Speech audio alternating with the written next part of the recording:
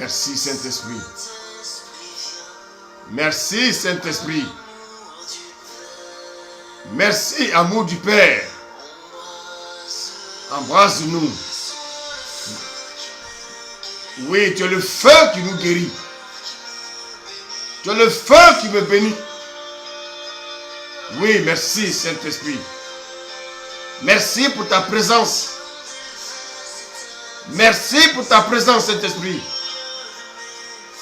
Oui, je me prosterne devant toi. Oui, Père, je me prosterne devant toi. Merci, Saint-Esprit. Merci, Jésus. Mandoro boroko shekire baba. Mandara kashandar bosh.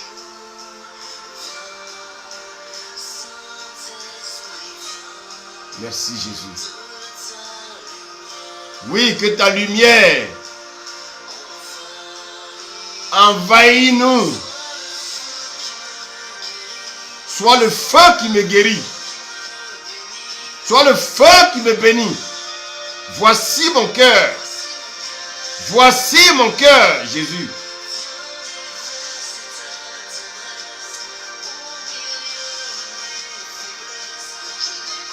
Oui, au milieu de mes faiblesses, je n'ai plus peur. Tu es le feu qui me guérit. Tu es le feu qui me bénit. Voici mon cœur. Oh, merci Jésus. Merci Jésus. Je n'ai plus peur. Je n'ai plus peur. Je n'ai plus peur. Je n'ai plus peur. Oh, merci Jésus. Merci Jésus. Merci Jésus. Merci Jésus. Merci pour ta grâce.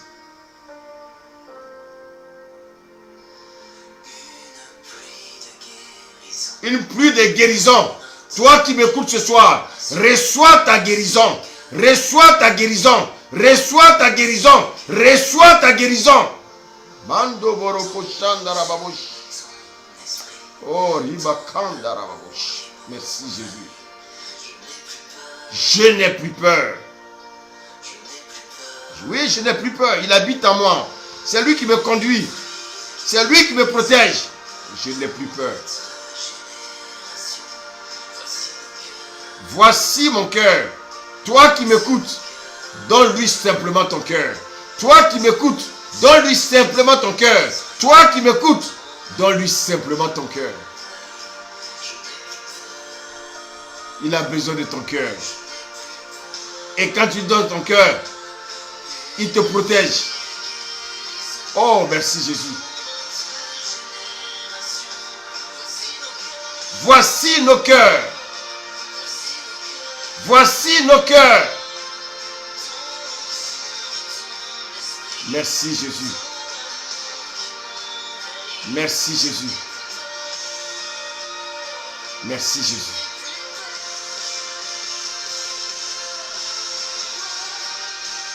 Oh.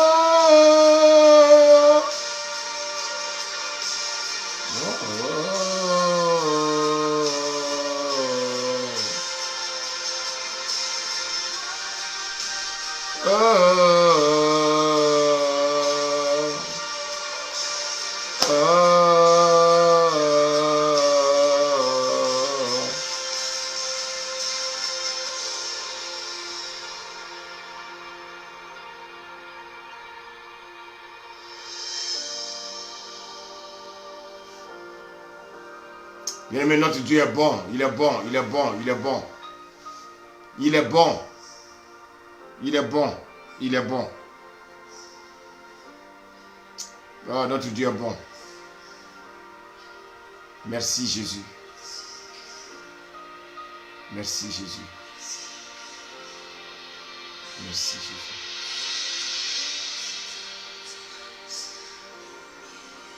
Merci Jésus. Merci Jésus. Merci Jésus. Bien-aimés, le Seigneur nous fait encore la grâce de nous retrouver ce soir. Le Seigneur est celui-là qui nous conduit.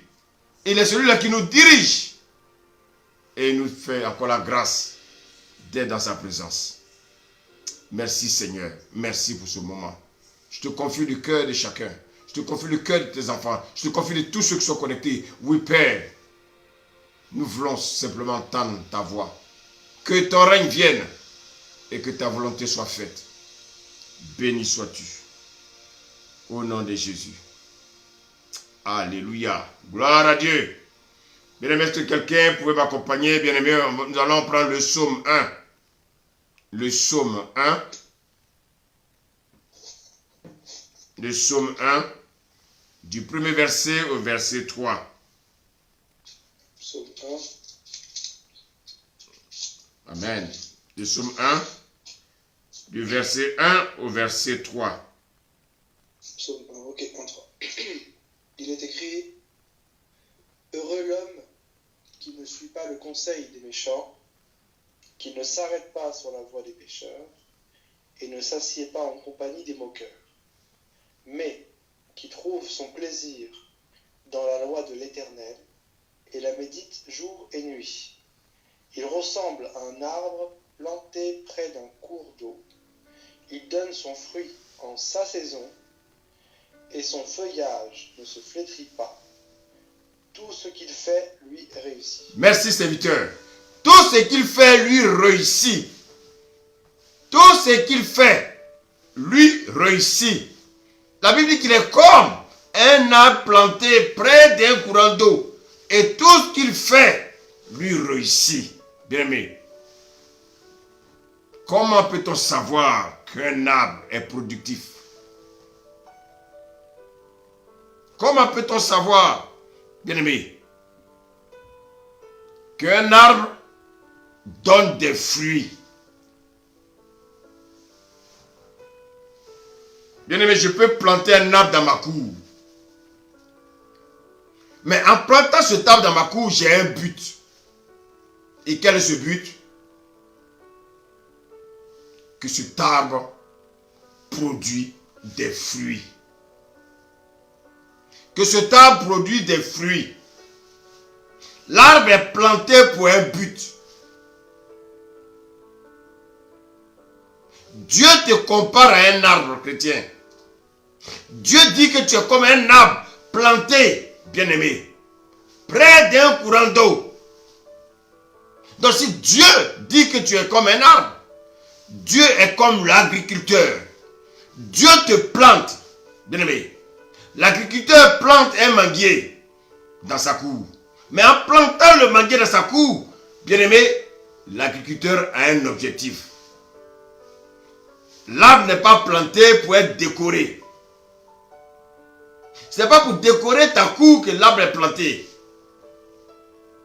Si le propriétaire, bien-aimé, d'une concession, plante un manguier, bien-aimé, il a un but, c'est que ce manguier produise des mangues. Bien-aimé, c'est qu'il veut que le manguier produise des mangues. Déjà, tout commence d'abord par un grain, une semence qui va germer et un jour devenir un plant. Bien-aimé, Dieu nous a plantés. Dieu t'a mis quelque part. Il attend quelque chose de toi. Dieu espère quelque chose de toi. Il espère que tu produis du fruit. Bien-aimé, tout commence par une semence. Et ensuite, un jour, bien-aimé, cette semence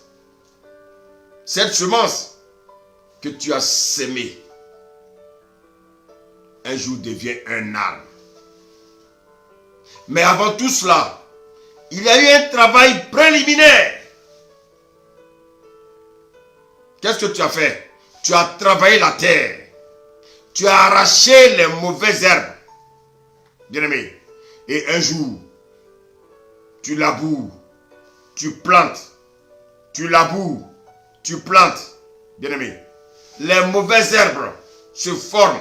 Le planteur vient, il arrache les mauvaises herbes. Bien-aimé, c'est un travail minutieux que tu fais. Et quelque temps après, ce terrain qui était rempli de ronces et d'épines devient un terrain cultivable. Mais auparavant, cette terre qui était impraticable, à force de travail, à force de persévérance, le planteur parvient à atteindre le but. Bien-aimé, ce soir, je voulais t'encourager. Tu n'es pas venu accompagner les autres. Tu es venu parce que le Seigneur a un plan pour toi. Tu as un but pour le Seigneur. Dieu t'a créé pour un but, bien-aimé. Et il faut que tu comprennes cette vérité. Donc, bien-aimé, l'arbre, avant d'être arbre, commence par un grain qui est semé, qui va pousser. Un jour, il est planté. Et un jour, cet arbre, bien-aimé, va porter des fruits. Et quand il porte des fruits, c'est maintenant le temps de la récolte. Les gens qui méprisaient ce terrain, mais le planteur, qu'est-ce qu'il a fait? Il a espéré, il croyait en ce terrain qui était abandonné. Il a travaillé ce terrain pour que ce terrain soit aujourd'hui praticable. Bien-aimé, de la même manière, ce terrain était impraticable. De la même manière, ce terrain était rejeté. C'est de la même manière, tu es peut-être aussi rejeté. Tu es peut-être méprisé. Vous savez, les mêmes personnes qui vous méprisaient aujourd'hui vous diront demain que quelque chose s'est passé dans votre vie. Ces mêmes personnes, bien-aimées, verront que tu es un Dieu de grandeur. Tous ceux qui te méprisent aujourd'hui, ne leur réponds pas. Ne leur réponds pas. Tous ceux, bien-aimés, qui t'injurient aujourd'hui, ne leur réponds pas. Ne leur réponds pas, bien-aimés. Ne leur réponds pas, ce n'est pas important. Et tu verras que, bien-aimés, ces mêmes personnes viendront demain et verront ce qui s'est passé dans ta vie. Quelle est ton histoire? Je ne sais pas ce que tu traverses, frères et sœurs. Mais je veux simplement que tu comprennes une chose. Je veux que tu comprennes une chose. De la même manière, cette terre a été méprisée. De la même manière, cette terre a eu quelqu'un pour la travailler. De même, Dieu va aussi te travailler. De même, Dieu aussi va te travailler. Voici pourquoi, bien aimé, je te dis ce soir, toi qui m'écoutes, ne perds pas confiance. Persévère, persévère, persévère. Le Seigneur ne t'a pas abandonné. De la même manière, cette terre a été travaillée. Le Seigneur va travailler dans ta vie. Et ceux qui te méprisent verront la gloire de Dieu. Ils verront la gloire de Dieu. Ils verront la gloire de Dieu. Bien-aimé, aujourd'hui, tu te regardes, tu te dis, mais qu'est-ce qui se passe dans ma vie? Qu'est-ce qui se passe dans ma vie? Mais ce soir, je veux simplement te dire que le Seigneur ne t'a pas oublié. Je veux simplement te dire que le Seigneur te prépare. Il te prépare à des grandes choses. Il te prépare à des grandes choses. Le Seigneur te prépare à des grandes choses. Écoute-moi bien. De la même manière, cette terre était peut-être à jachère. Cette terre était abandonnée. Cette terre était rejetée. Bien-aimé, l'agriculteur a pris son temps. Il a travaillé cette terre. Bien-aimé, et un jour, cette terre est devenue productive. Et de la même manière, bien-aimé, je veux te dire ce soir que le Seigneur est en train de faire un travail dans ta vie.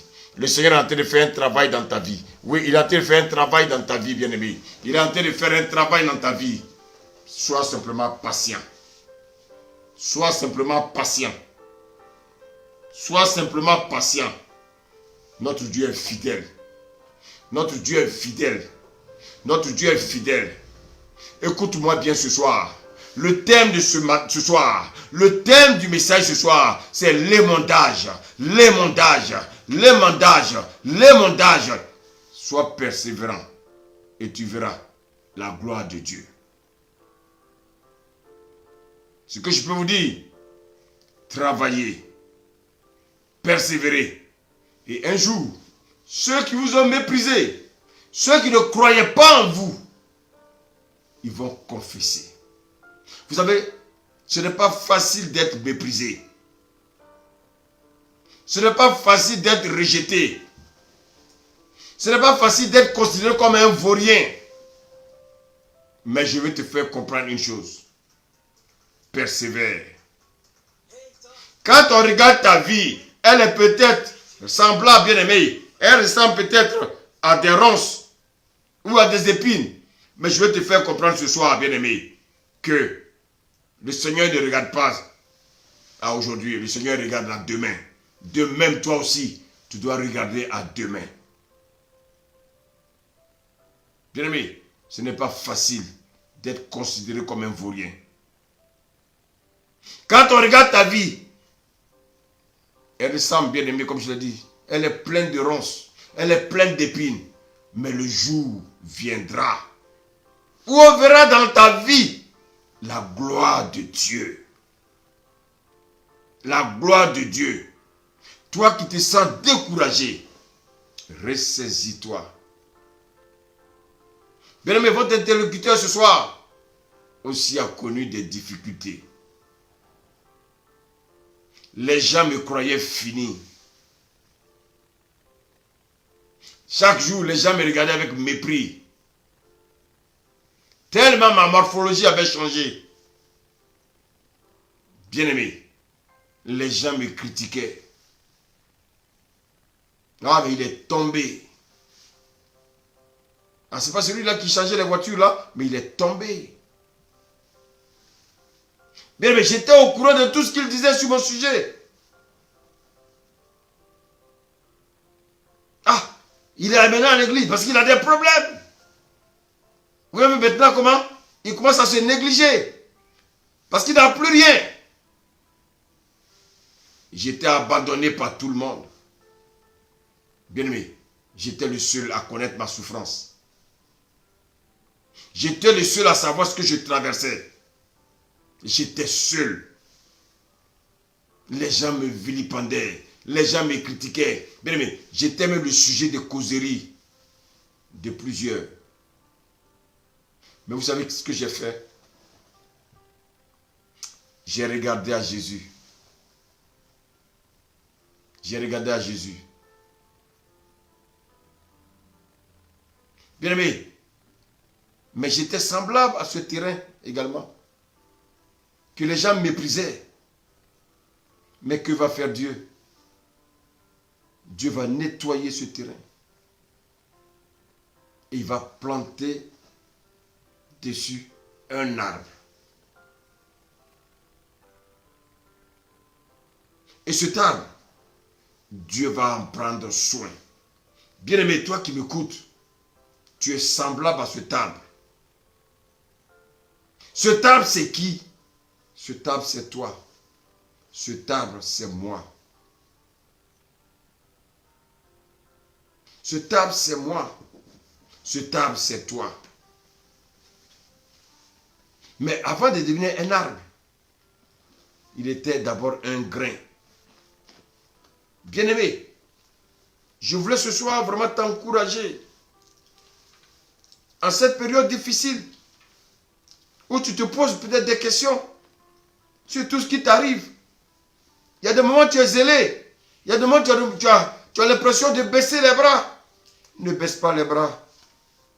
Je vais simplement te dire que ce monde ne changera pas. Mais toi, Dieu te changera. Parce qu'il veut te conduire quelque part. La Bible dit qu'il est comme un arbre planté près d'un courant d'eau et qui donne son fruit en sa saison. Et dont le feuillage ne flétrit point. Tout ce qu'il fait lui réussit. Ne convoite pas ton frère qui prospère. Vous n'avez pas la même destinée. Non. Si ton frère prospère, bénis le Seigneur pour lui. Ne le convoite pas. Bien-aimé, chaque arbre a sa saison. Chacun de nous a sa saison. Le Seigneur dit qu'il donne son fruit en sa saison. Un arbre, bien-aimé, qui est planté, celui qui l'a planté espère quelque chose envers cette plante. Bien-aimé, j'ai dit, un arbre qui est planté, celui qui l'a planté espère quelque chose en cette plante. Mais il faut que tu saches, il y a donc des choses que va faire celui qui a planté l'arbre pour que cet arbre réussisse. La Bible nous dit ici que tout ce qu'il fait lui réussit. Mais avant que, bien-aimé,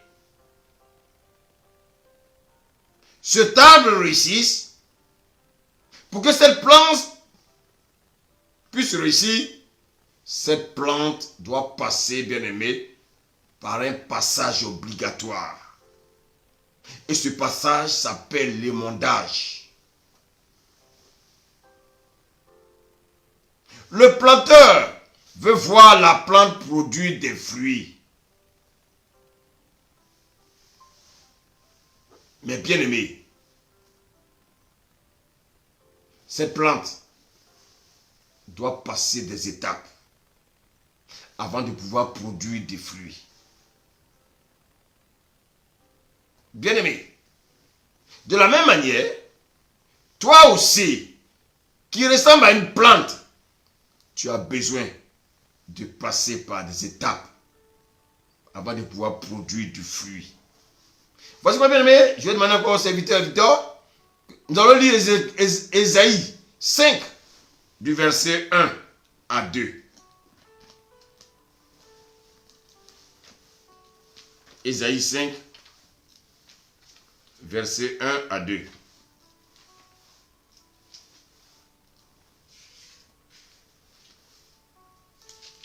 Merci Seigneur. Ésaïe 5, verset 1 à 2. Verset 1. Il est écrit: Je veux chanter à mon ami le cantique de mon bien-aimé sur sa vigne. Mon bien-aimé avait une vigne sur un coteau fertile. Il a remué son sol, enlevé les pierres et y a mis des plants de premier choix.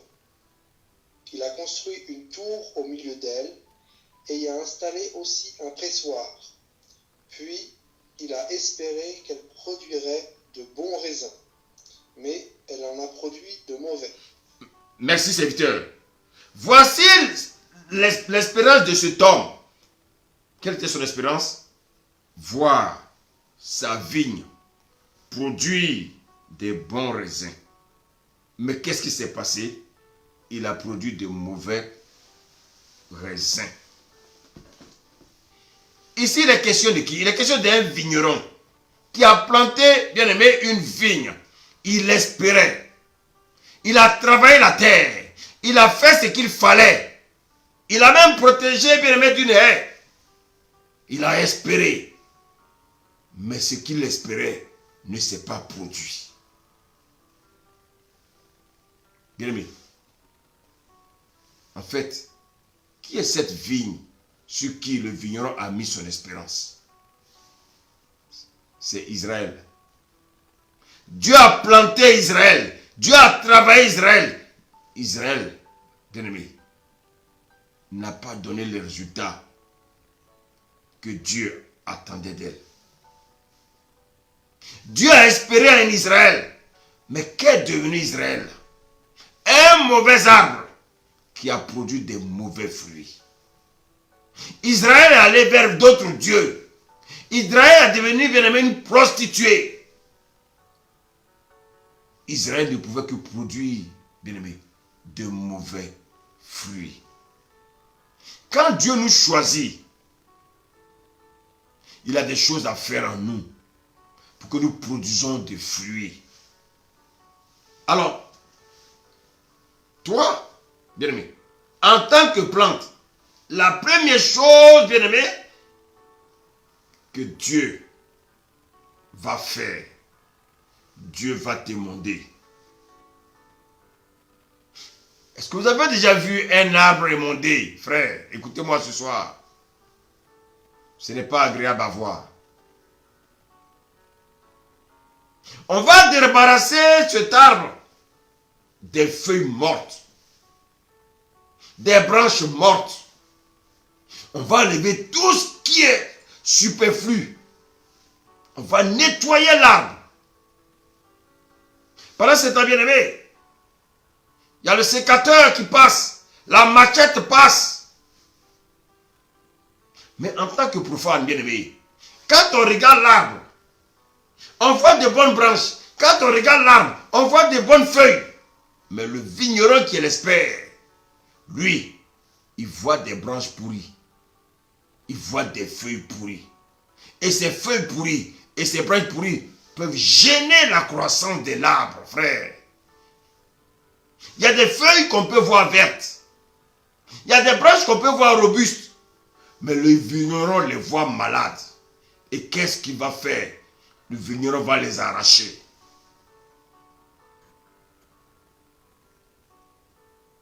Bien-aimé, quand tu vois ton frère assis dans l'assemblée, il brille.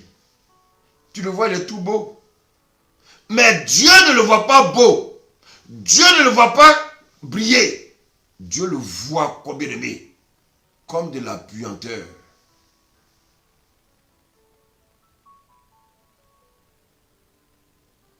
Voici pourquoi, bien-aimé, chaque chrétien doit être émondé. Chaque chrétien doit passer par l'émondage. Bien-aimé. Et comme je l'ai dit tout à l'heure, quand on est émondé, ce n'est pas agréable à voir. Quand vous êtes dans la phase d'émondage, les gens voient toute la laideur de l'arbre émondé que vous êtes. Bien-aimé, c'est quelqu'un qui est passé par l'émondage qui vous prêche. On ne peut que vous prêcher ce qu'on a vécu. On ne peut que vous prêcher ce qu'on a vécu. On ne peut que vous prêcher également ce qu'on a vu. C'est en cela que nous sommes des témoins. Un témoin ne peut, bien aimé, parler de ce qu'il a vu. Bien aimé.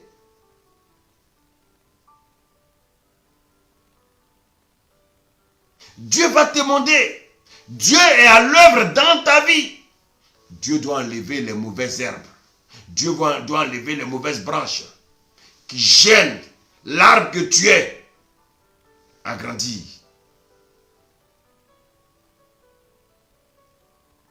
Dieu est à l'œuvre dans ta vie. Dieu est à l'œuvre dans ta vie.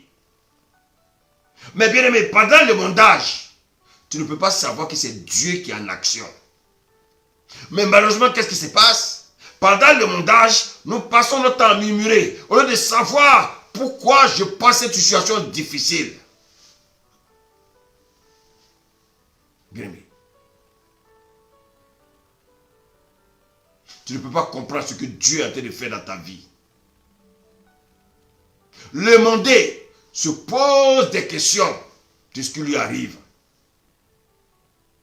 Les gens se posent des questions, vous disent, mais est-ce qu'il n'a pas péché? Parce que bien aimé, tu deviens autre chose. Tu n'es plus la même personne. Même ton faciès a changé. Tout a changé. Tu n'as plus la même allure. Tu n'as plus cette même joie. Et les hommes se posent des questions autour de toi. A-t-il péché? L'émondage n'est pas facile à vivre. Toi, tu souffres. Mais les gens, bien aimés, trouvent à dire des moqueries sur toi. Des gens trouvent, bien aimés, à dire des moqueries sur toi. Bien aimé. Des gens trouvent des accusations sur toi. Les gens t'accusent. Oh, celui-là, il a fait telle chose. Il a fait ceci, il a fait cela. Mais les gens ne supportent, ne comprennent pas ta souffrance. Ils ne savent pas quelle est l'étape par laquelle tu es en train de passer. Bien-aimé, tu passes par une étape difficile. L'émondage n'est pas facile à vivre. Tu passes des moments difficiles et les gens ne trouvent, bien-aimé, qu'à dire des moqueries sur toi, des accusations sur toi. Bien-aimé. Et qu'est-ce qu'ils disent? Il a péché. Seigneur, cet enfant, a-t-il péché ou ce sont ses parents qui ont péché? Ah, tu as vu le frère tant, sa vie n'est pas claire, hein? Depuis un moment, tu n'as pas vu qu'il est devenu bizarre. Ah, le frère tant, tu as vu au qu'il n'est pas converti. Les gens ne peuvent pas savoir ce que tu traverses. Les gens ne peuvent pas savoir ce que tu traverses. Bien aimé, ce soir, je ne parle pas de démons. Je ne parle pas des sorciers de ta famille qui viennent t'attaquer. Je parle de Dieu lui-même qui est à l'œuvre. Et quand les gens t'accusent, quand les gens te critiquent, bien aimé, ils ne savent pas ce qu'ils font. Qui sont-ils pour pouvoir te juger? Qui es-tu pour juger l'autre? Bien aimé, pourquoi il y a des blocages dans ta vie? Pourquoi souffres-tu? Pourquoi as-tu des difficultés? Et les gens diront, c'est parce que sa vie n'est pas claire. C'est parce qu'il ne vit pas. Il ne vit pas correctement. Il vit dans le péché. Et quels sont ceux-là qui vont dire ça? Tes soi-disant propres frères de l'église. Parce qu'ils ne savent pas ce que tu traverses. Bien-aimé, je suis passé par là. Toi, tu souffres dans ton corps. Et les gens jugent. Ils te jugent dans ta souffrance. Qui es-tu pour dire des méchancetés sur ton frère? Ton frère traverse des moments difficiles. Et toi, tout ce que tu peux dire, c'est de l'accuser. C'est de lui dire des méchancetés. Il n'a pas besoin de ça. Il a une rencontre avec son Dieu. Dieu est en train de le monter. Dieu est en train de le bien-aimer, de travailler sa vie. Bien-aimé, j'ai connu le mondage. Et comme beaucoup n'ont pas connu le mondage, bien-aimé, ils jouent avec l'homme de Dieu. Mais sachez une chose, vous ne serez jamais établi sans être passé par le mondage.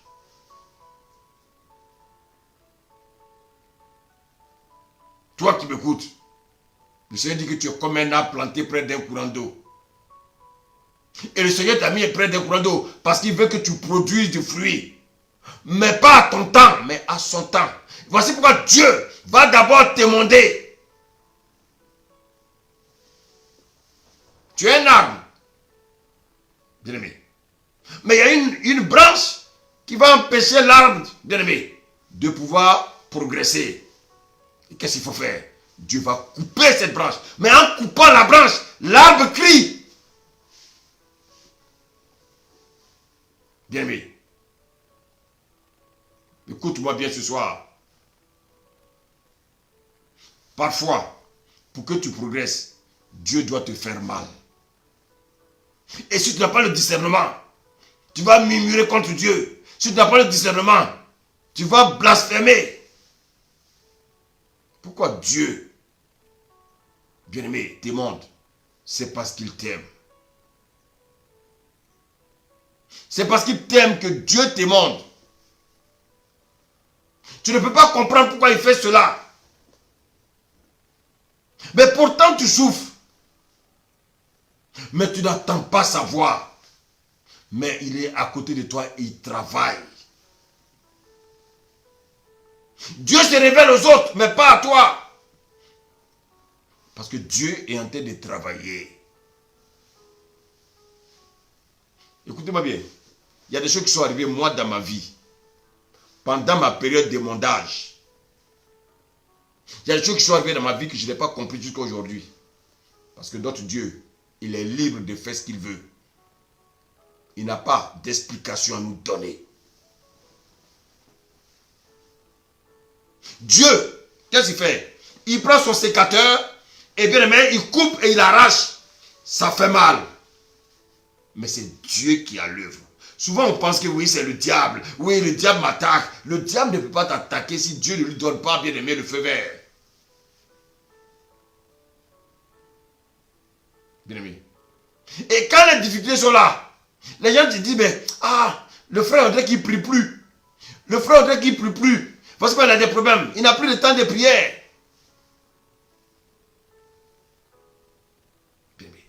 Ce sont les démons qui le fatiguent. Non, frère. Ce ne sont pas les démons. C'est Dieu qui a l'œuvre. Parce que Dieu veut que tu portes du fruit. Et qu'est-ce que Dieu va faire? Dieu va t'émonder. À quoi sert le mondage? Pourquoi Dieu nous émonde? Dieu nous émonde, bien aimé, pour passer du naturel au surnaturel. Dieu nous émonde, bien aimé, pour que nous soyons transformés. La Bible dit, quand vous lisez les évangiles, la Bible dit que le semeur a sémé la semence. Et regardez bien, pendant que le semeur semait, la Bible dit qu'il y a des grains qui sont tombés au bord du chemin, il y a des grains qui sont tombés sur la bonne terre, il y en a qui sont tombés sur la terre pierreuse. Mais écoutez-moi bien ce soir, frère.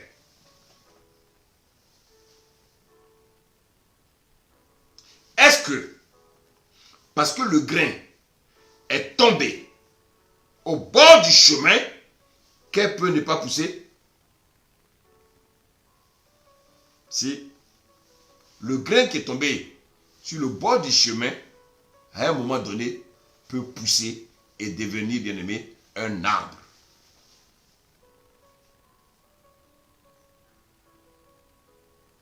Bien aimé. Mais est-ce que le grain qui est tombé au bord du chemin, est-ce que le vigneron s'en occupe? Pas du tout. Le vigneron s'occupe, bien aimé, des grains qui sont sur la terre travaillée, sur la bonne terre. Bien aimé. Mais est-ce que le grain qui est tombé sur le bord du chemin ne pousse pas? Si. Mais écoutez-moi bien, il y aura une différence entre la sémence qui est tombée sur le bord du chemin et la semence qui est tombée sur la bonne terre. Pourquoi? Parce que les deux n'ont pas eu le même travail de la part du vigneron. Le vigneron a eu le temps de travailler le grain qui est tombé sur la bonne terre. Mais le grain qui est tombé sur le bord du chemin, le vigneron ne l'a pas traité du tout. Il n'a pas travaillé ce grain.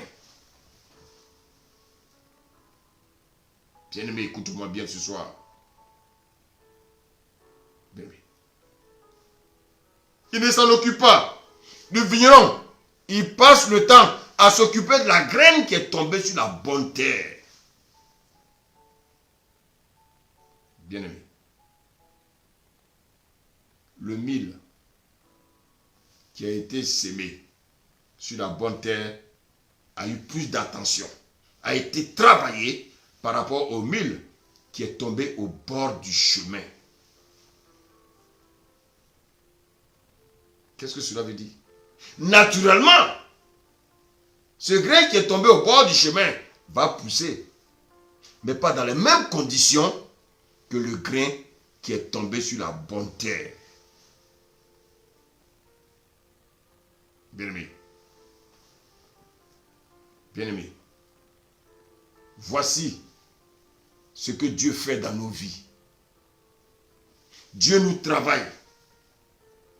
Le vigneron, il va travailler sur le grain qui est tombé sur la bonne terre.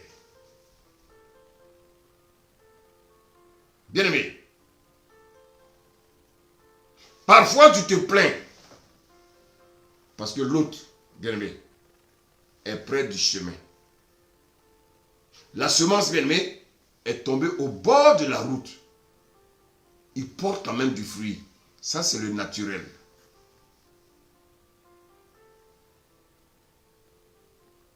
L'homme naturel, écoutez-moi bien, il sait aussi faire du bien. L'homme naturel, il sait pardonner. Mais il pardonne à qui? Quand l'homme naturel pardonne, il pardonne à qui? Il pardonne à celui qui lui pardonne.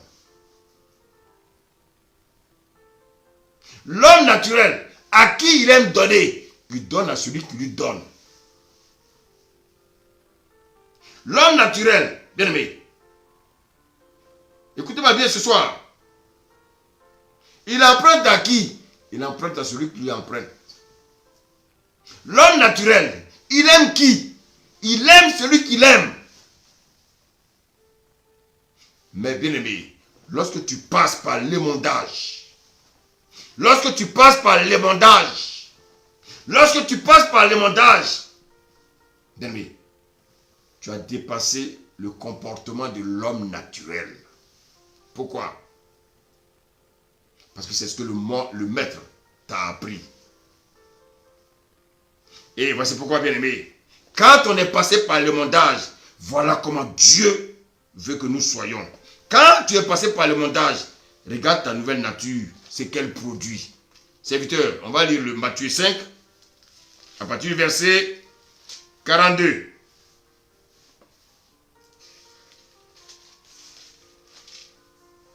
Matthieu 5, à partir du verset 42.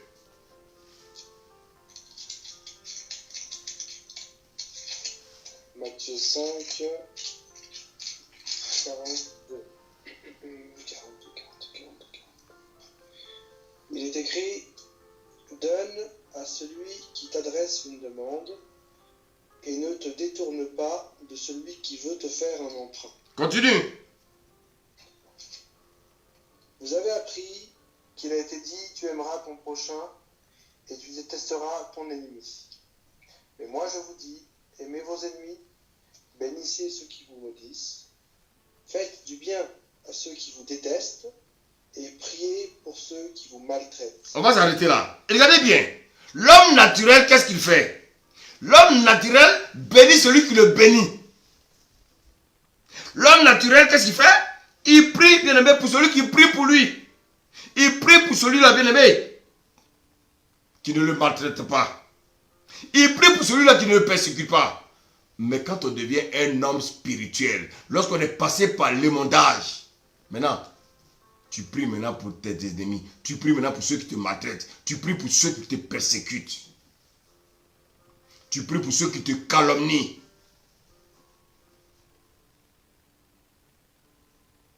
Parce qu'ils sont aveuglés, ils ne savent pas ce qu'ils font. Prie pour eux. Parce que, bien aimé, pourquoi tu dois prier pour eux? Pour ne pas qu'ils aillent en enfer. Ils sont assis dans l'église, hein, mais bien aimé, ils sont des hommes naturels.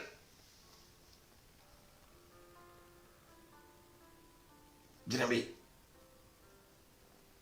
Continue la lecture, s'il te plaît.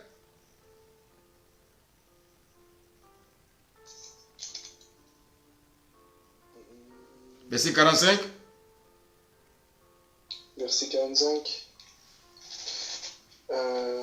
Afin d'être le fils de votre Père Céleste, ça c'était la fin. En effet, il fait lever son soleil sur les méchants et sur les bons, et il fait pleuvoir sur les justes et sur les injustes. Si vous aimez ceux qui vous aiment, quelle récompense méritez-vous? Les collecteurs d'impôts n'agissent-ils pas de même? Et si vous saluez seulement vos frères, que faites-vous d'extraordinaire? Les membres des autres peuples n'agissent-ils pas de même? Soyez donc parfaits comme votre Père Céleste est parfait. Alléluia. Si vous saluez seulement vos frères, que faites-vous d'extraordinaire? Je salue mon voisin parce qu'il me salue. Et tu es naturel comme lui? Tu es charnel comme lui? Tu fréquentes l'église et tu n'as même pas, tu ne peux pas saluer ton voisin. Ça veut dire quoi? Ça veut dire qu'en fait, tu n'es pas encore passé par l'émondage. Ah oui. Mais tu es un homme naturel, tu fais comme les païens. La Bible dit, si vous saluez seulement vos frères, que faites-vous d'extraordinaire? Les païens aussi n'agissent-ils pas de la même? Donc, pour lui, pour être parfait, Dieu doit nous faire passer par l'émondage. Dieu va nous faire passer par l'émondage. Chrétien, écoute-moi. Il dit, Dieu va te faire passer par l'émondage. Tu dois être dépouillé. Et quand on est émondé, on passe du naturel au surnaturel. Quand on est émondé, on passe des ténèbres à la lumière. Quand on est émondé, on passe du charnel au spirituel. Dites-moi, quelle est la gloire que Dieu reçoit quand tu aimes ceux qui t'aiment? Aucune gloire.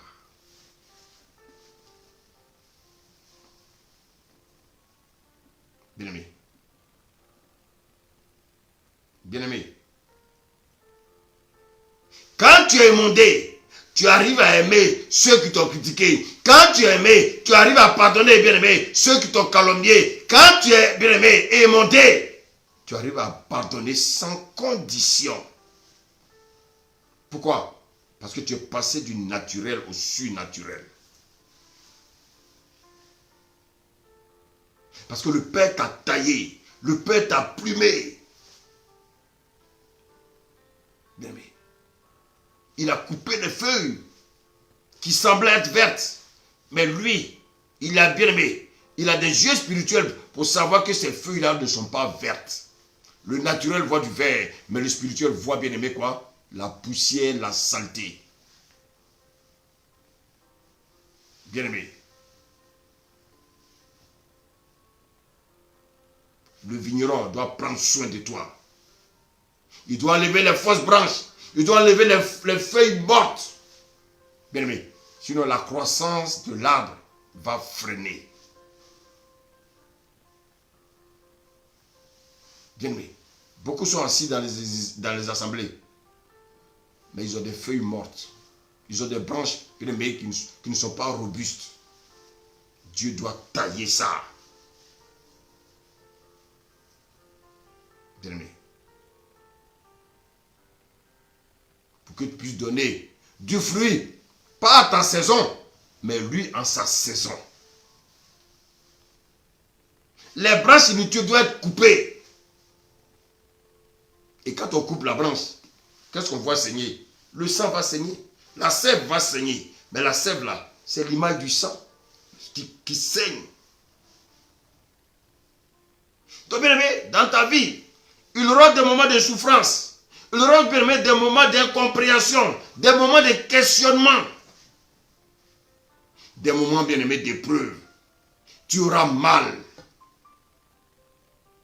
Mais sache que Jésus, après la croix, actuellement il est assis sur le trône. Donc il faut savoir que bien aimé, tu dois passer par l'émondage. Après la couronne d'épines, Jésus a reçu quoi? Tu ne peux pas recevoir cette même couronne que Jésus? Mais il fallait d'abord porter la couronne d'épines, frère. Nous, on veut avoir la couronne de la couronne de vie directement. Non! Dieu doit d'abord t'émonder. Dieu doit d'abord t'émonder. Bien-aimé, j'ai dit, Dieu doit d'abord t'émonder. Parce que Dieu aime les choses de qualité. Dieu n'aime pas les produits mal finis. Il y a des produits qui sont mal finis. Dieu, il veut, bien-aimé, que tu portes de bons fruits. Maintenant, souvent, tu portes déjà des fruits. Mais pourquoi Dieu, malgré cela, continue encore à t'émonder? La réponse est dans la parole. Regardez ce qu'il nous dit dans Jean 15. Je vais lire, il dit, tout sarment qui est en moi et qui ne porte pas de fruits, il le retranche. Et tout sarment qui porte du fruit, il le monde, afin qu'il porte encore plus de fruits. Waouh! Donc le Seigneur veut que nous portons plus de fruits. Vous savez, bien aimé, le montage, ce n'est pas agréable. C'est douloureux. Mais la finalité, on voit le changement. Toi, tu ne vois peut-être pas. Mais ceux qui sont en face de toi voient le travail que Dieu a accompli. Aujourd'hui, les gens me disent des choses méchantes. Ils me critiquent. J'entends tout ça. Mais à quoi ça va me servir de prendre mon téléphone pour appeler quelqu'un? Oui, tu as dit ça sur moi, tu as dit ça sur moi, tu as dit ça sur moi. Non. Non. Fais confiance à ton Seigneur. Si les gens te critiquent et puis tu ne les réponds pas, c'est parce que tu as été émondé, frère. Quand Dieu vous émonde, vous voyez la sève couler. Vous voyez les larmes, bien-aimés. Vos larmes coulent. Vous êtes seul dans la chambre et puis vos larmes coulent. Vous n'avez plus l'appétit. Vous devenez comme un squelette. J'ai connu cela, frère. Souvent, il y a des serviteurs de Dieu qui font croire qu'ils sont descendus du ciel.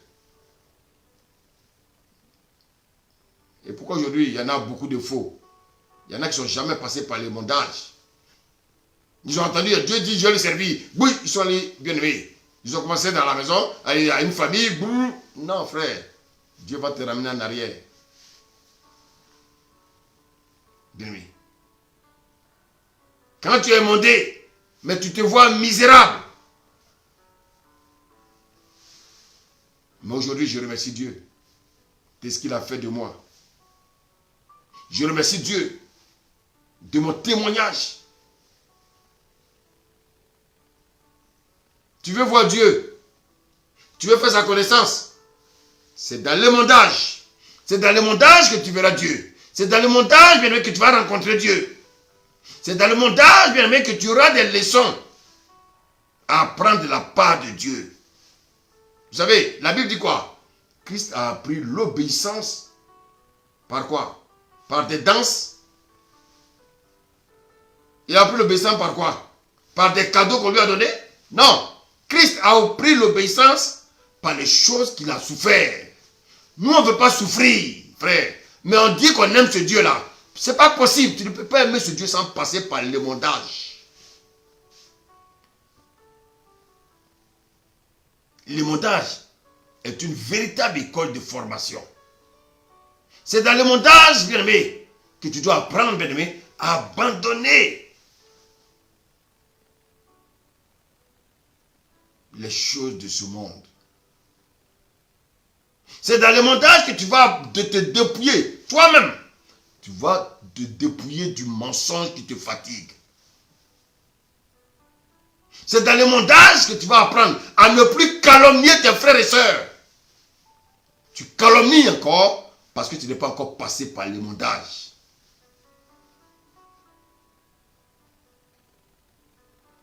C'est par le mondage que tu vas apprendre à aimer tes ennemis. C'est dans le mondage, bien aimé, que tu vas même aller vers les personnes qui t'ont blessé pour aller faire la paix avec eux. Mais quelqu'un qui t'a blessé, qui n'a même pas le courage de venir te demander pardon, c'est parce que cette personne, elle n'est pas émontée, elle est encore charnelle, elle est bien aimée, elle n'est même pas convertie. Mais toi qui as été blessé, comme tu as été émondé, tu dis bon, mais écoute, je vais gagner mon frère. Frère, on fait la paix. Voilà quelqu'un qui a été émondé. C'est dans l'émondage que tu vas apprendre à pardonner. C'est dans l'émondage que tu vas apprendre à te séparer de l'avarice. Les gens sont avares. Bien-aimé. Bien-aimé. Regardez comment c'est formidable de vivre avec un cœur sans amertume, avec un cœur sans calomnie, un cœur sans critique, un cœur sans rancune. Regardez comment c'est formidable. Mais bien aimé, pourquoi vous n'arrivez pas? Pourquoi vous n'arrivez pas? Parce que vous n'êtes pas encore émondé.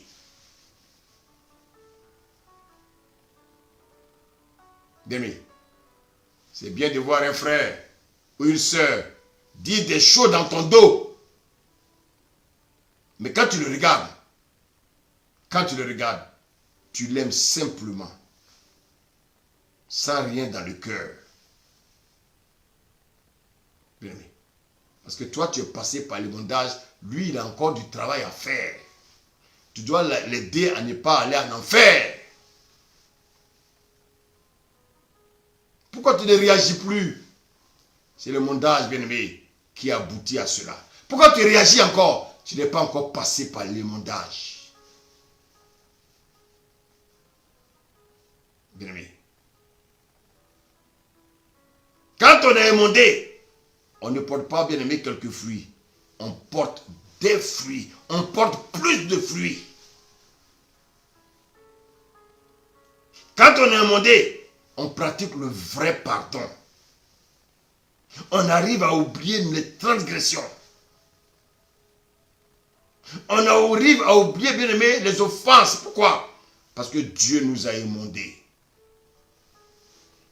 Job a été émondé. Job va connaître l'ulcère. Job va perdre, bien aimé, il va perdre tous ses enfants. Il va perdre sa richesse. Il va perdre tous ses biens.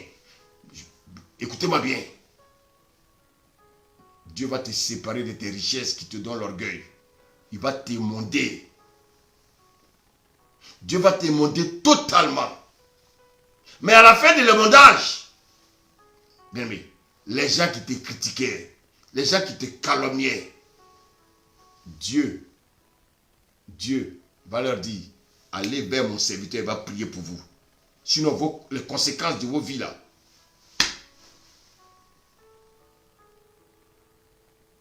Quand les amis de Job critiquaient Job, quand ils le calomniaient, qu'est-ce que Job a fait? Job s'est remis à Dieu. Après, quand quelqu'un a l'habitude de se remettre à Dieu, cette personne est émondée. L'émondage, c'est une école. Être chrétien, c'est pas aller à l'église chanter, vous bien regarder les films chrétiens, regarder quoi. Ça, c'est pas être chrétien. Être chrétien, bien aimé, c'est un mode de vie. Le Seigneur va dire, allez voir mon serviteur Job, il va prier pour vous. Vous l'avez critiqué, vous l'avez calomnié, vous n'allez pas pour qu'il prie pour vous. Ce qui va suivre, c'est votre affaire.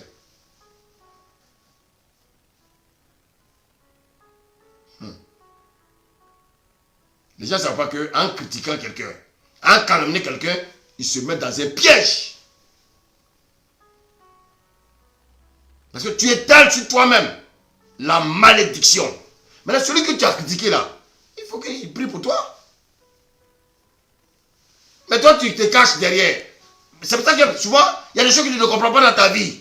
Va confesser la critique là. Va. Là, tu vas apprendre à ne plus critiquer quelqu'un. Mais malheureusement, qu'est-ce que les gens font? Ils compliquent leur situation en jouant les orgueilleux, en fuyant l'assemblée. C'est la fuite de l'assemblée qui va te sauver. Continue à fuir. Merci pour le serviteur qui a dit, moi je vais à l'assemblée pour aller rencontrer le Saint-Esprit. Waouh, c'était fort. C'est simple en plus. C'est de la lâcheté. Il faut assumer ce qu'on fait.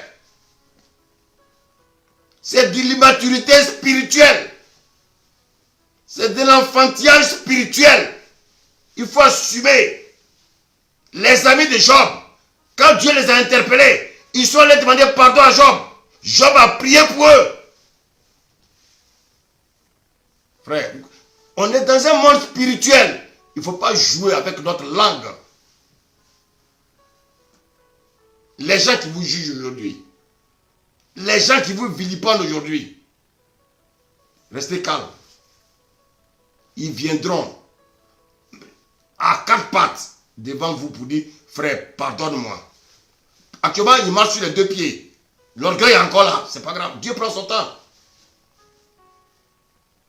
Écoute-moi bien. Je dis, Dieu doit te demander. Tant que tu ne poses pas l'acte, toi-même tu verras. Mais frère, les gens ne connaissent pas Dieu. Les gens ne connaissent pas Dieu. Je dis, Dieu doit te demander, chrétien. Tu dis tu es chrétien, mais tu es assis dans l'assemblée, tu fais autre chose. Dieu doit d'abord te demander. Il va te tailler, il va te couper. Il faut qu'il enlève les mauvaises herbes. Il faut qu'il coupe les mauvaises branches. Il faut qu'il arrache les épines. Écoutez-moi bien. Dieu, quand il te montre, il va te séparer de certaines relations. Ce sont des relations qui te coûtent, mais il va te séparer de ça. Ça peut être ton père, ça peut être ta mère, ça peut être tes propres frères. Mais Dieu va te séparer parce qu'il veut te demander. Tu es encore accroché, tu es encore accroché. Dieu te sépare, tu t'accroches. Dieu te sépare, tu t'accroches. Regarde ta vie tourne en rond. Dieu va te séparer de certaines relations. Ça, c'est le mondage. Des amitiés qui vont être brisées. Des amitiés de longue date. Dieu va les briser. Ça fait partie du mondage. S'il y a des gens dans l'assemblée qui sont un frein pour ta marche avec le Seigneur va créer la séparation. Ça fait partie du mondage. Rien ne doit nous surprendre. Quand on est spirituel, on doit marcher, bien aimé, par l'esprit. Tes copains et tes copines vont te fuir. C'est Dieu qui va permettre ça. Et quand Dieu va finir de te demander, il permettra que ces personnes reviennent. Mais quand ils reviennent, c'est que tu leur as annoncé l'évangile. Pas pour que vous alliez encore faire les choses du monde. Bien aimé. Dieu d'abord va finir le travail sur toi. Et après, il va te ramener vers eux pour que tu leur parles de lui. Il y a beaucoup qui veulent empêcher Dieu de les émonder. Tu ne peux pas empêcher Dieu de t'émonder. Tu vas tourner en rond. Si Dieu t'aime, il va t'émonder. Dieu émonde ceux qui l'aiment. Après l'émondage, il y a une autre étape. Un autre passage obligatoire. L'élagage. L'élagage est différent de l'émondage. Bien aimé. Une chose est de monder un arbre et une autre chose, bien aimé, est de laguer un arbre. Et comment on élague, bien aimé, une plante à la racine? Maintenant, quelle plante Dieu va émonder et quelle plante Dieu va élaguer? Ça, c'est une belle question. Dieu va émonder. Écoutez-moi bien. Dieu va émonder une plante qui porte du fruit. Parce que Dieu veut que tu portes encore plus de fruits. Bien aimé. Bien aimé. Par contre, quelle est la plante que Dieu va élaguer? Bien aimé.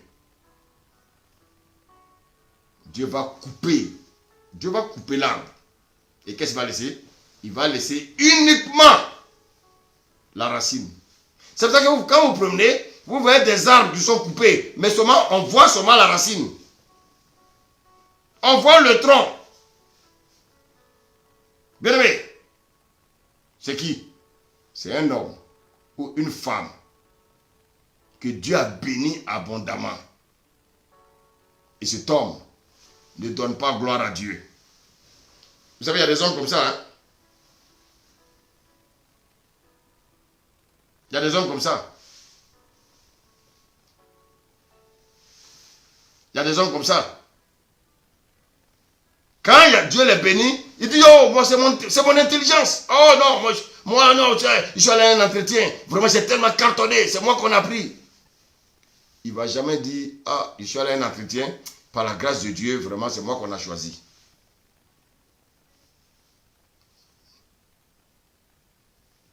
Bien-aimé, je ne sais pas. Je ne sais pas si tu es de ces personnes, tu fais partie de ces personnes-là, qui se donnent eux-mêmes la gloire. Les personnes qui se donnent elles-mêmes la gloire, ces personnes-là, Dieu va les élaguer. Serviteur Victor, on va lire Daniel 4, s'il te plaît, du verset 22 au verset 23.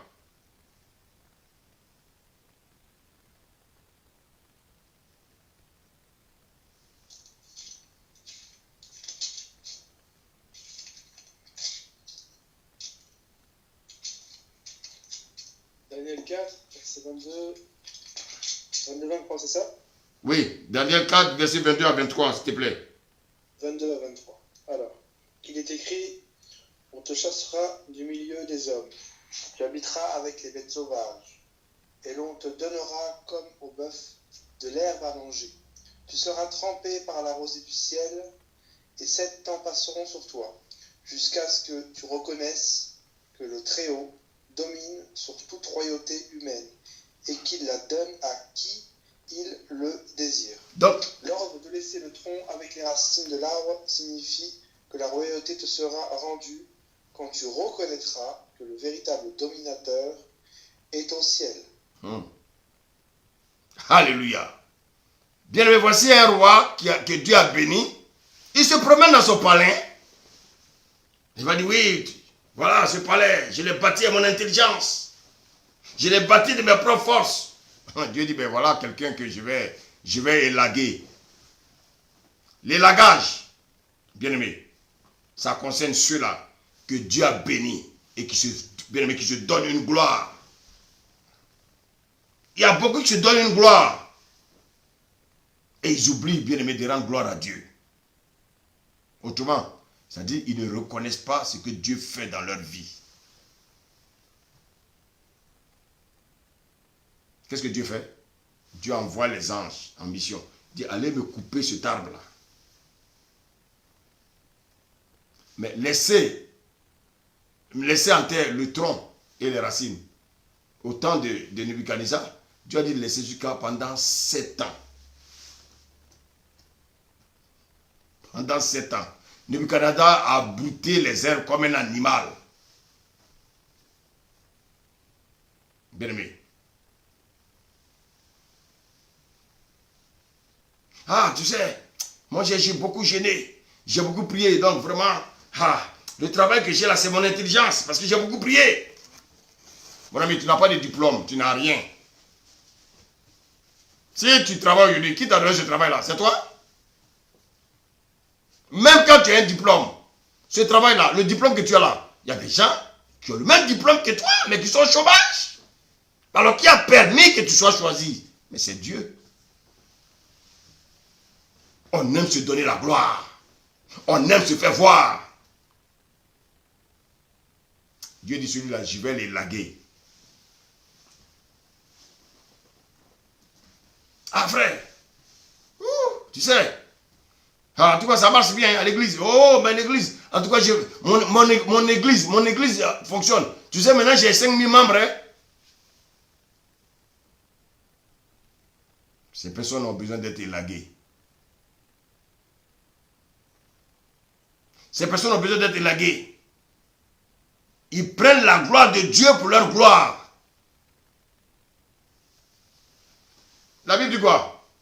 Il y a un pharisien et un publicain qui sont montés pour prier. Le publicain s'est mis à genoux. Oh, il va dire, Père, je ne suis qu'un misérable. Je ne suis pas digne même d'être dans ta présence.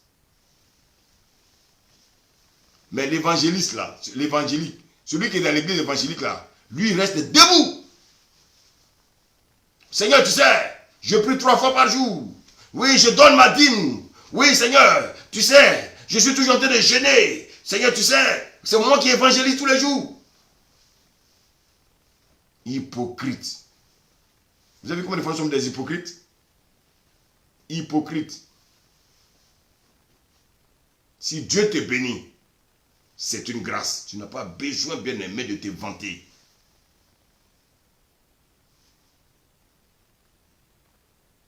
Ah, tu as vu ma belle église là? Bien aimé.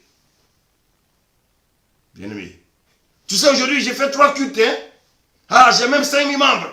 J'ai encore d'autres chantiers. Il est devenu, bien aimé, un entrepreneur. Des pasteurs qui sont devenus entrepreneurs. Ils se donnent une gloire. Dieu doit te laguer. Il va couper, laisser le tronc.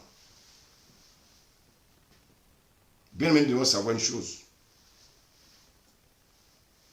L'humilité précède la gloire. Rappelez-vous bien aimé également de ce pharisien qui a été béni. Qu'est-ce qu'il va dire? Oh, je dirai à mon âme, tu as beaucoup de biens en réserve pour plusieurs années. Repose-toi, mange et bois. Et réjouis-toi. Aucune reconnaissance à Dieu. Aucune reconnaissance à Dieu. Bien-aimé, ce n'est pas l'effectif, ce n'est pas le nombre, ce n'est pas bien le cadre, ce n'est pas, bien-aimé, les costumes. Ce n'est pas ça que Dieu recherche. Quand vous parlez, mesurez vos paroles. Arrêtez de vous donner la gloire. Dieu n'aime pas qu'on prenne sa place. N'est-ce pas Babylone que j'ai bâti par mon pouvoir? Ça, c'est un roi qui dit ça. La parole est tombée. Aujourd'hui, je t'arrête. Dieu va le couper. Dieu va les laguer. Il y a des gens, vous les voyez, ils brillent aujourd'hui. Et puis demain, c'est la galère. C'est les lagages. Bien-aimé. Dieu fit laisser en terre le tronc et la racine. Pourquoi? Parce que c'est un Dieu de compassion. Il n'a pas tout coupé. Il a laissé le tronc. C'est un Dieu jusqu'à ce que tu te repentes. Que tu reconnaisses que c'est lui qui t'a fait. C'est lui qui t'a donné ce que tu as. Bien-aimé. Bien-aimé.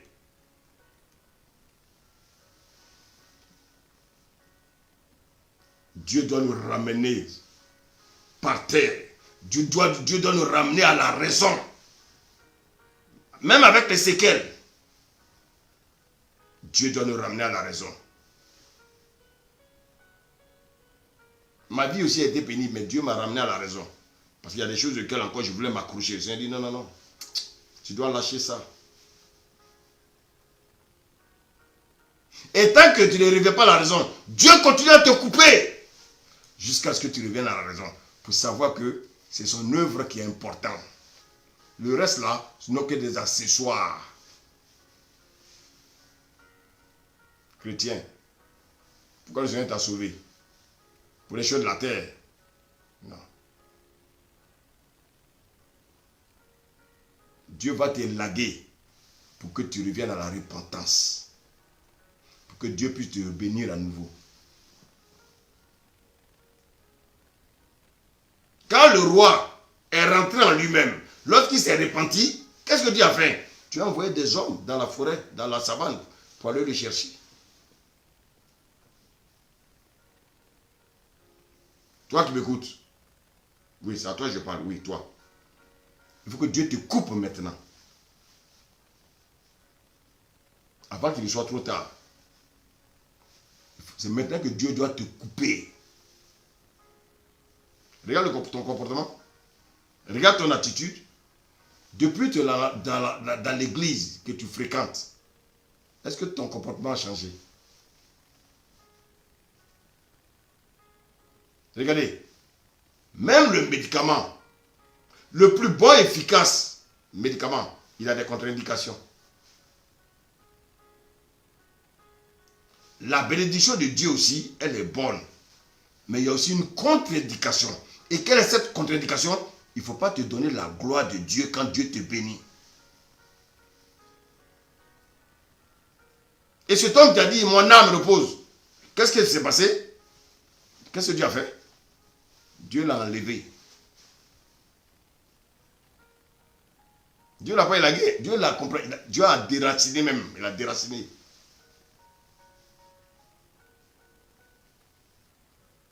Tu as une belle voiture aujourd'hui. Tu as une belle maison aujourd'hui. Tu as de beaux enfants aujourd'hui. Rends gloire à Dieu. Ah Seigneur, merci. Ah, merci Seigneur. Il y en a qui ne savent pas faire ça.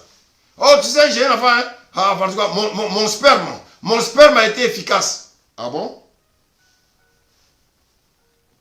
Pour que Jésus vienne sur la terre, là, il avait besoin de sperme? Non. Donc, les bébés peuvent venir au monde sans le sperme. C'est Dieu qui donne. Comme nous sommes des hommes naturels, Dieu nous a donné un processus par lequel les enfants viennent. Mais les enfants, ils viennent d'où? Les enfants viennent du ciel. Ce n'est pas ton sperme. Et c'est ça qui trompe les gens. Les gens pensent qu'ils sont capables. Écoutez-moi bien, nous sommes des hommes incapables. Nous ne pouvons rien sans Dieu.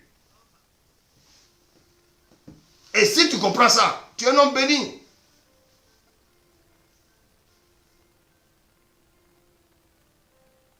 Ne méprisez pas les gens. Ne méprisez pas Dieu. Chaque fois que vous voulez prendre la place de Dieu, c'est-à-dire que vous le méprisez. Vous voyez un frère qui est en train de souffrir. Il passe soit par l'étape de l'émondage, soit par l'étape, bien-aimé, de l'élargage. Bien-aimé, qu'est-ce que tu dois faire pour ce frère? Au lieu de te moquer de lui, au lieu de le critiquer, au lieu de le calomnier, prie pour lui. Si Dieu t'a béni aujourd'hui, ne te vante pas.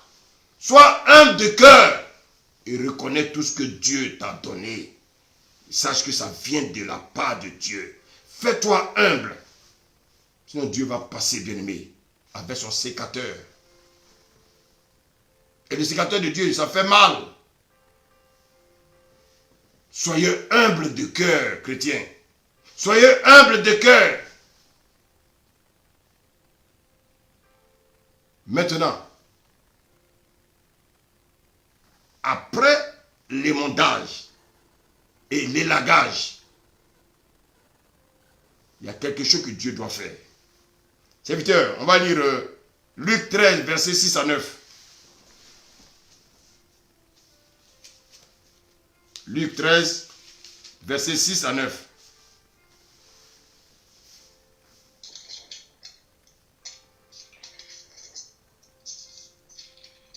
Luc 13, versets 6 à 9. 6 à 9. Merci. Alors, il est écrit, il dit aussi cette parabole. Donc Jésus.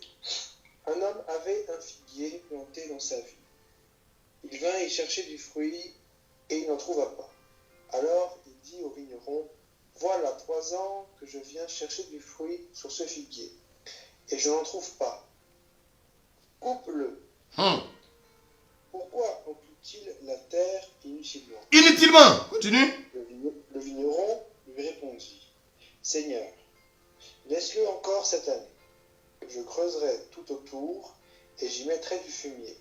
Peut-être à l'avenir donnera-t-il du fruit, sinon tu le couperas. Sinon tu le couperas. Vous avez vu, même Jésus négocie. Jésus vraiment il est amour. Écoutez-moi bien.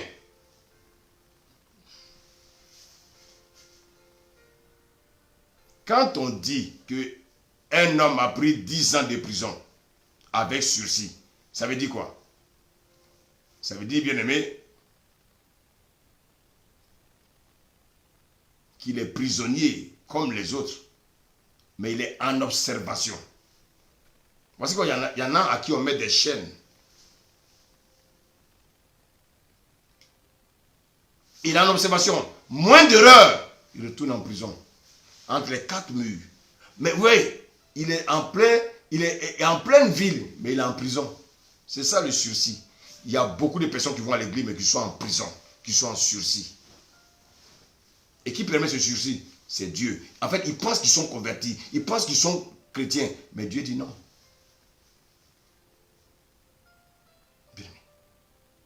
Nous devons faire attention.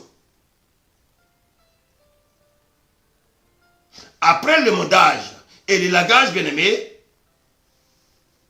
qu'est-ce que Dieu fait? Dieu met la plante en observation. Car il y a une décision qui doit être prise. Il y a une décision qui doit être prise, frère. Je ne sais pas s'il y en a qui comprennent.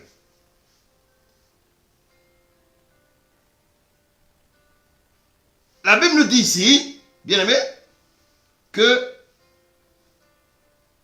il vint pour y chercher du fruit. Je vais te poser une question. Depuis quand tu es converti? Depuis quand tu as rencontré le Seigneur? Excusez-moi pour le mot converti. Depuis quand tu as rencontré, tu crois avoir rencontré le Seigneur?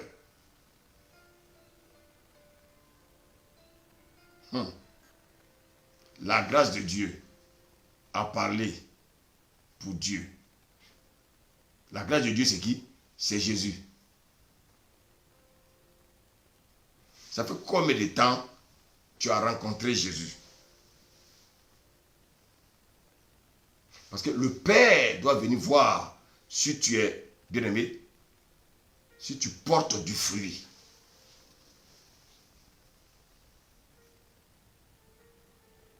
Aujourd'hui, nous sommes en 2022.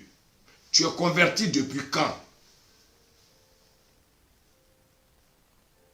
C'est-à-dire que chaque jour, depuis que tu as rencontré Jésus, normalement ta vie doit changer. Mais voici que le Père arrive. 3 ans après, rien n'a changé dans ta vie. Bien aimé, on t'a émondé, on a nettoyé. On a même mis une haie pour protéger. Pour te protéger contre qui? Contre les loups, contre les cabris. Mais toi-même, tu vas vers les cabris et les loups. Bien aimé.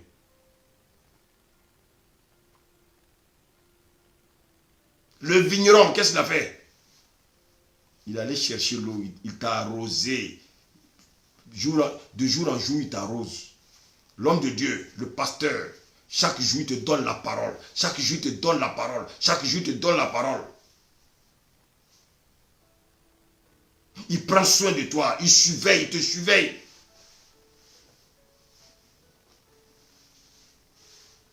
Et puis, un jour, le maître passe. Dieu passe. Il dit, ah, j'ai entendu qu'il y a Jérôme. Jérôme dit qu'il est maintenant à toi. Bon, ben, je suis venu voir, parce qu'il ne doit pas rester là. Il faut que je vois s'il a... Maintenant, il porte du fruit. Je vois les fruits qu'il a produits. Et la Bible dit, le Père descend. Quelqu'un qui dit qu'il marche avec Jésus depuis 3 ans. Le Seigneur vient. Aucun fruit.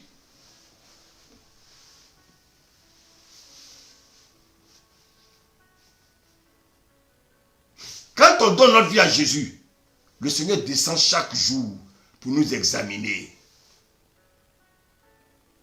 Quand Adam et Ève étaient dans le jardin, Dieu descendait chaque jour pour les examiner. Dieu descend chaque jour. Tu dis que tu as donné ta vie au Seigneur depuis 3 ans. Chaque jour, le Seigneur vient. Et quand il vient, il n'y a aucun fruit sur cet arbre que tu es. Dieu regarde, il te regarde de l'intérieur à l'extérieur. Aucun changement, aucun amour. Est-ce qu'il pardonne? Non. Est-ce qu'il s'est donné? Non. Bon, Dieu dit, bon, je vais encore revenir demain. Est-ce qu'il s'est aimé? Non. Dieu dit, bon, moi je suis persévérant. Je lui laisse du temps. Et regardez bien, c'est Jésus qui dit, Jésus dit, Seigneur, laisse-le encore cette année. Jésus interpelle même. Jésus t'interpelle. Jésus, regardez bien, il intercède auprès du Père pour qu'on te donne même 1 an. Chaque fois que le Seigneur vient, le Père vient, il dit, Père, donne-lui encore 1 an. Mais pendant les 1 an, ta vie ne change pas. Tu es toujours dans les mensonges, tu es toujours dans le vol, tu es toujours dans le mensonge, tu es toujours dans la fornication, tu es toujours dans l'implicité, tu es toujours dans l'adultère. Le Seigneur, quand le Père vient, tu ne changes pas.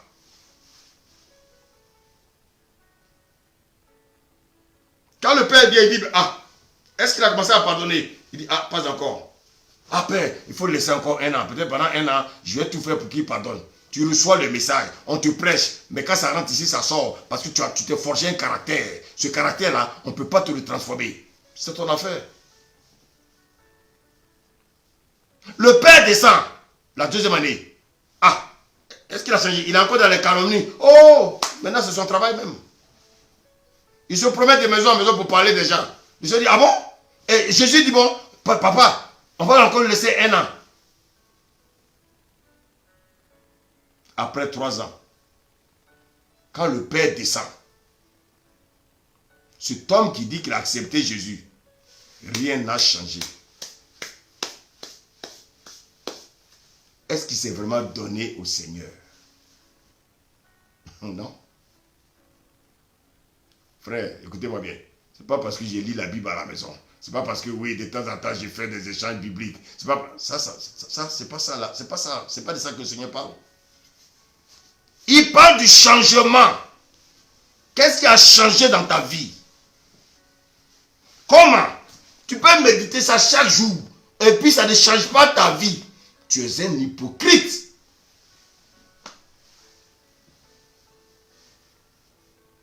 Chaque jour, le maître vient chercher du fruit en toi. Il n'en trouve pas.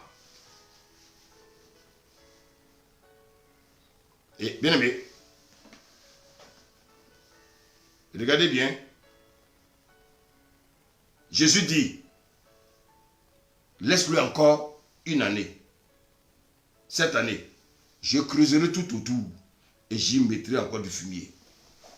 Jésus, c'est-à-dire le pasteur, il va encore prendre ta situation, intercéder pour toi. Mais malgré ça, quand tu sors là, tu vas le critiquer. Quelqu'un qui veille sur ton âme, quelqu'un qui prie pour toi, toi tu le critiques.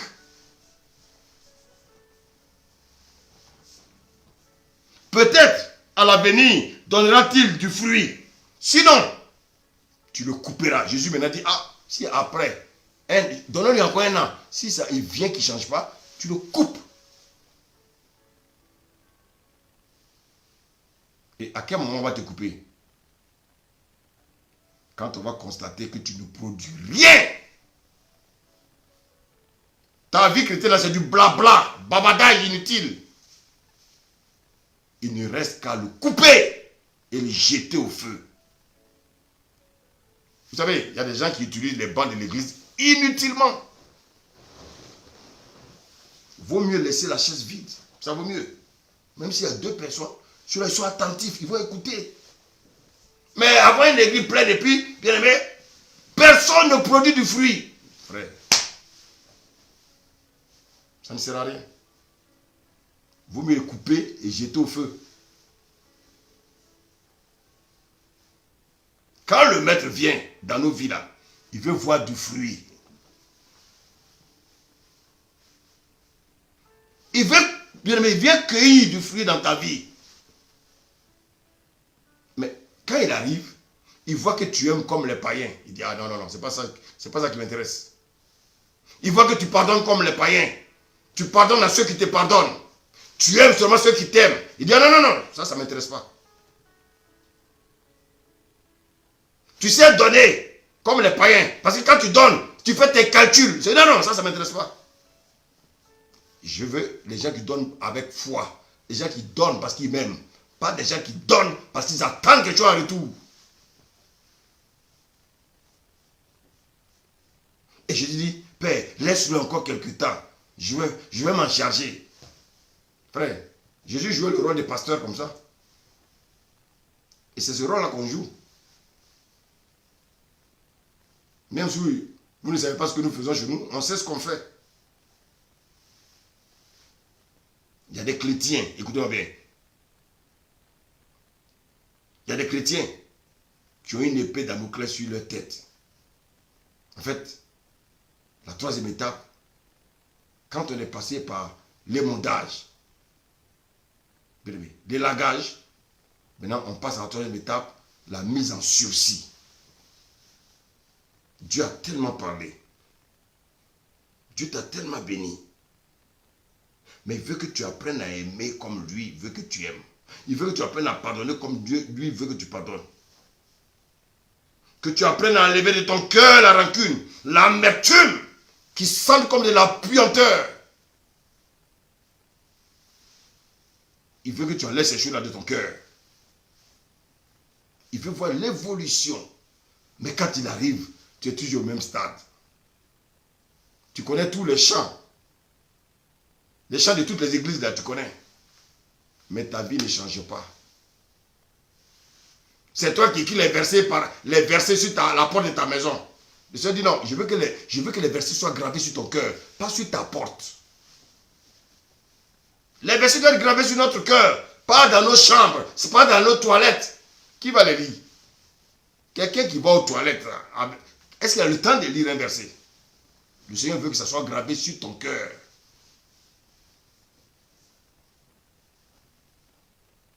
Un enfant qui n'évolue pas, qui ne grandit pas, comment on l'appelle? C'est un rachitique. Donc il y a des chrétiens rachitiques.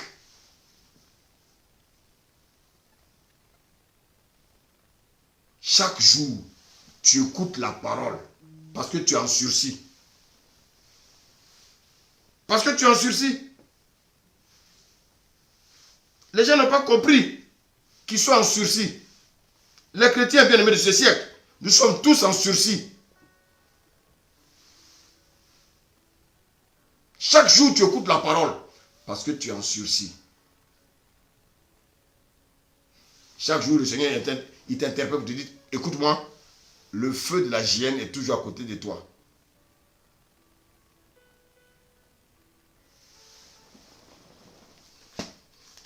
On va lire Apocalypse 2. Apocalypse 2. Serviteur, Apocalypse 2, s'il te plaît.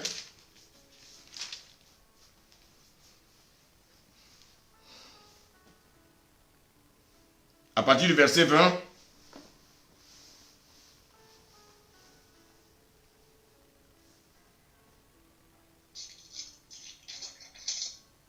Apocalypse 2, verset 20.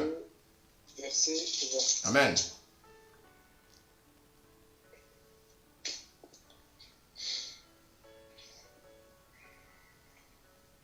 Verset 20.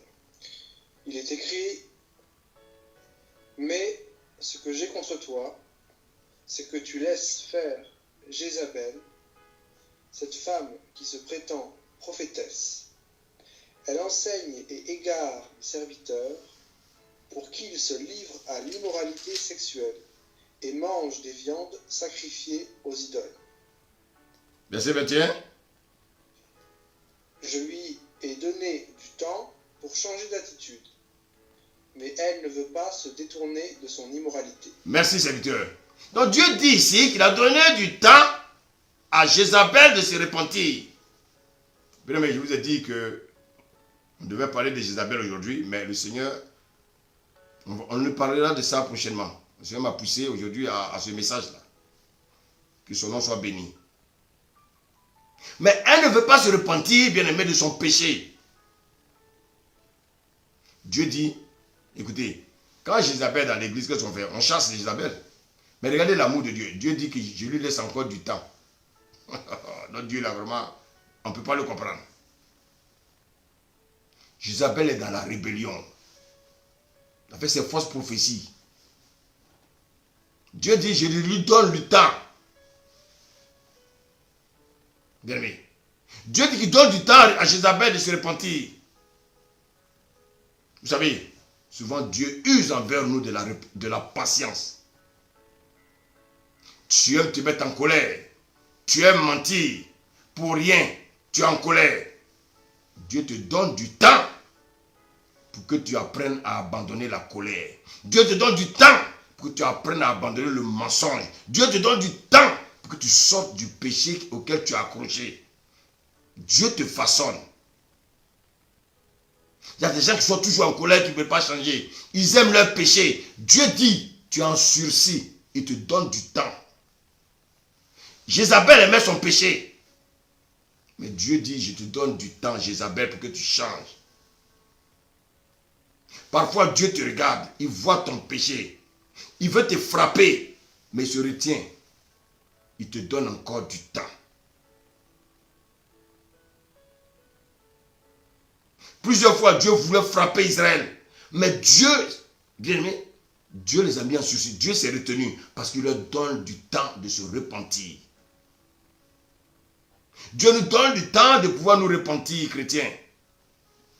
Il faut abandonner et renoncer au péché. Vous savez, malheureusement, les chrétiens, quand on parle du péché, les gens ne regardent seulement qu'au sexe. L'impudicité, l'adultère, la masturbation, la pornographie, les chrétiens dans les églises en général, leurs têtes sont focalisées sur le sexe. Mais écoutez-moi bien.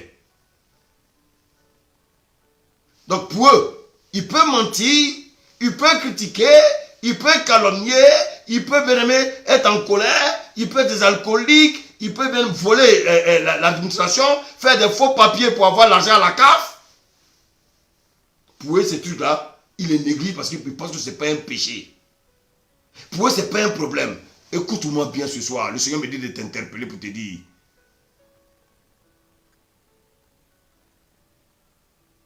Tu classes les péchés. Mais avec lui, Dieu ne classe pas les péchés. Toi qui manques de respect à ton mari, toi qui mens à ta femme, tout ça c'est un péché.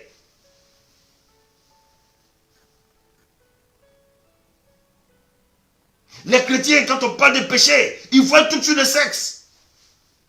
Mais il peut mentir, il peut être un hypocrite, il peut être calomniateur, il peut être rancunier, il peut être un meurtrier, il peut être cupide, il peut être ravisseur, il peut être un idolâtre, il peut être efféminé, il peut être ivrogne. C'est pas grave. Et là, ils disent Dieu amour.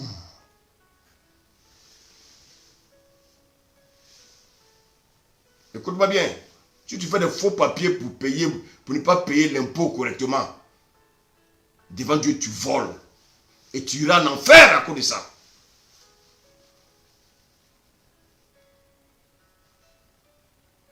Devant Dieu, il n'y a pas de petits péchés. Péché, c'est péché. Il n'y a pas de petits péchés, il n'y a pas de grands péchés. Péché, c'est péché. L'adultère te conduira en enfer, le mensonge te conduira en enfer, le vol te conduira en enfer, l'hypocrisie te conduira en enfer, l'impudicité te conduira en enfer, la calomnie te conduira en enfer, l'hypocrisie en enfer. Bien aimé, péché, c'est péché. Le Seigneur dit, tu écoutes le message. Le Seigneur dit, il te dit, qu'il te donne du temps d'abandonner tes péchés. Dieu dit, te donne du temps de te repentir, bien-aimé. Ne fais pas comme Jézabel qui refuse de se repentir. Dieu te donne du temps de te repentir, chrétien, toi qui m'écoutes. Dieu te donne le temps de te repentir. Dieu ne donne pas seulement du temps à Jézabel, mais à toute personne qui vit dans le péché. Bien-aimé, en un mot, tant que Jésus n'est pas encore arrivé, nous sommes tous en sursis. Car le péché est constamment devant nous. Moi-même qui vous prêche, bien-aimé, je ne suis pas épargné. Je dois faire attention pour ne pas tomber dans le péché. Chrétiens, repentez-vous sincèrement. Trop de méchanceté dans l'église. Trop de méchanceté. Mais je n'ai jamais vu les méchants. Là où, si vous voulez voir les méchants, allez dans l'église de Dieu. Les gens sont méchants. Les gens sont hypocrites. Les gens ne sont pas sincères. Ils sont faux. Trop d'égoïsme dans l'église. Les gens ne sont pas reconnaissants. Oh, chrétien. Chrétien, nous devons nous aimer les uns les autres. Parce que nous devons nous repentir sincèrement. Vous savez pourquoi? Parce que le jugement va commencer dans la maison de Dieu. Alors, Église, repens-toi. Église, répands-toi. Église, nous devons nous repentir. Église, répentons-nous. Trop d'hypocrisie. Trop de mensonges. Vous critiquez les pasteurs. Vous critiquez les frères et sœurs. On envoie une nouvelle âme. Bien aimé, vous critiquez vos frères devant la nouvelle âme. Et vous voulez que la nouvelle âme reste? C'est à cause de ta faute que la nouvelle âme est partie. Tu ne parles pas de ta vie et tu parles de la vie des autres. Parle de ta vie.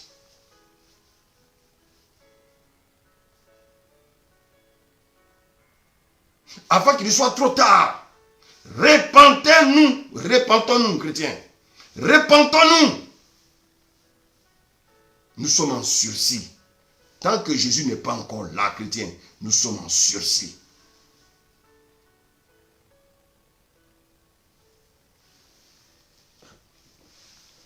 Bien-aimés, nous allons prier. Nous allons tous dire merci au Seigneur ce soir pour son message. Disons-lui merci. Parce que le Seigneur nous a parlé. Prions au nom de Dieu. Seigneur, ce soir, je veux te remercier. Je veux te remercier pour ce que nous sommes. Seigneur, je prie que tu nous aides à porter du fruit. Lorsque les fruits seront en abondance, Seigneur, que nous viendrons à toi. Et nous dirons, Père, que c'est toi qui nous as bénis. Père, nous voulons être reconnaissants de ta grâce envers nous. Lorsque les hommes verront les feuillages verts, ils sauront que c'est par ta grâce et toujours ta grâce. Et si nous sommes verdoyants, c'est par ta grâce. Si les fruits sont abondants, c'est par ta grâce. Seigneur, aide-nous à ne jamais oublier tout ce que tu fais pour nous. Gloire à toi, Père. Gloire à toi, Jésus. Gloire à toi, le Saint-Esprit. Nous voulons porter du fruit. Voici pourquoi, Père, nous acceptons, Seigneur, d'être émondés. Nous acceptons d'être élagués. Et Seigneur, tu es un Dieu merveilleux parce que tu nous mets aussi en sursis, afin que nous nous repentons pour ne pas aller en enfer. Seigneur, merci pour ta parole. Merci pour ta parole, oh Jésus. Je prie pour les églises, Père, là où il y a encore des problèmes. Là où, Père, l'hypocrisie règne, le mensonge règne, l'égoïsme règne, la méchanceté règne. Père, je te prie de visiter ces églises et de toucher le cœur de tes enfants, afin qu'ils soient transformés pour ta gloire. Seigneur, je veux profiter pour prier pour 3 pays. Le Cameroun, la Guinée équatoriale. Oui, Seigneur. La Guinée équatoriale. La Guinée équatoriale. La Guinée équatoriale. Le Cameroun. Le Cameroun. Le Cameroun. Père, j'ai prié aussi pour la Centrafrique. J'ai prié pour la Centrafrique. J'ai prié pour la Centrafrique. Père, Abraham a dit, Seigneur, s'il y a seulement un 5 juste à Sodome et Gomorrhe, Seigneur, tu as dit que tu allais épargner Sodome et Gomorrhe, Seigneur, de la destruction. Père, à cause du fait que dans ces pays, tu as tes enfants, Seigneur, épargne le sang que l'ennemi prépare dans ces pays. Oh Jésus, je t'en supplie, que cette vague d'Illuminati s'éloigne, Seigneur. Seigneur, ton sang couvre tes enfants dans ces pays.